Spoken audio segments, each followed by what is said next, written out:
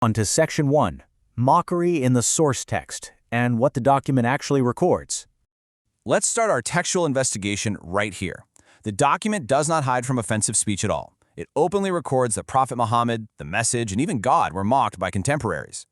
We see this across multiple chapters, verses like 13:32, 21:5, and 25:4, among quite a few others, document the ridicule and the insults lobbed at the early believers. It's surprisingly realistic. The primary source doesn't present some utopian world where everyone just agrees. It actively acknowledges that free expression, even in the form of really deep disrespect, is just a constant, unavoidable reality. Yet, despite documenting all of these insults, there are exactly 0 instances in the text allowing violence or a punishment for such an act. I really want to pause on that for a second, because it's absolutely crucial. It's literally the core of our investigation today. 0. Despite laying out in crystal clear terms that the prophet and the divine message were actively mocked, the text completely omits any earthly, physical punishment for the mockers. So if the foundation of the belief system doesn't prescribe a violent response to mockery, it forces us to ask, what does it prescribe? That brings us to Section 2, the prescribed peaceful response and the directives for believers. Looking directly at verse 33-48, the instruction is remarkably simple and passive. It essentially says, just ignore the insults. Notice the phrasing here. It doesn't say silence the insult or fight the insulter. It explicitly directs the believer to ignore the insult and place their trust in God to be the ultimate advocate. This completely shifts the burden of defense off the shoulders of the individual and onto the divine. It's really an instruction of stoicism. And this brilliantly illustrates the clear boundary set in verse 4:140. Believers are told to peacefully remove themselves from the situation. This is fascinating from a psychological and behavioral standpoint, right? The text is saying, look, if you're in a space where your core beliefs are being mocked, you don't have to tolerate the disrespect by staying, but you also aren't told to flip the table. You simply get up and leave.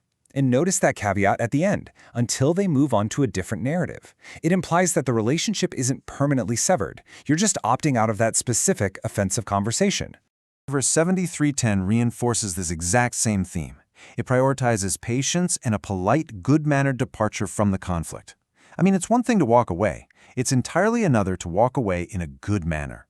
The text is holding the reader to a really high standard of emotional regulation here. You hear something deeply offensive, you process it with patience, and you exit the space gracefully.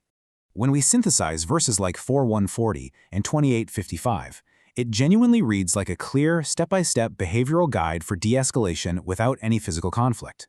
First, you disregard the vain talk. Second, you refuse to sit with them. And finally, you simply wish them peace. It's incredibly pragmatic. The text explicitly tells the believer to say, we do not seek the ignorant, and to wish them peace. It completely neutralizes the power of the person who's attempting to provoke a reaction. Let's move to Section 3, responding to bad with good and looking at this higher standard of conduct. Instead of retaliation, verse 1625 actively demands that disagreements be handled with wisdom and the best possible instruction.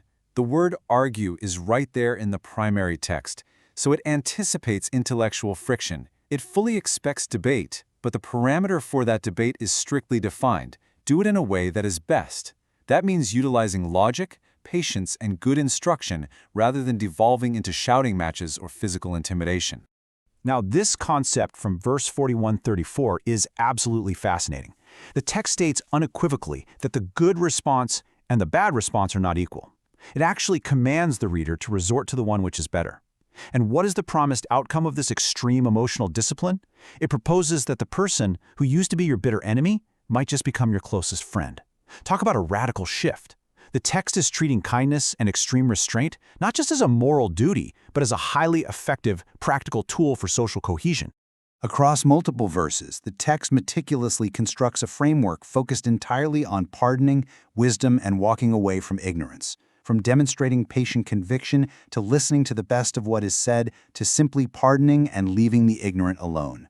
There is no ambiguity here.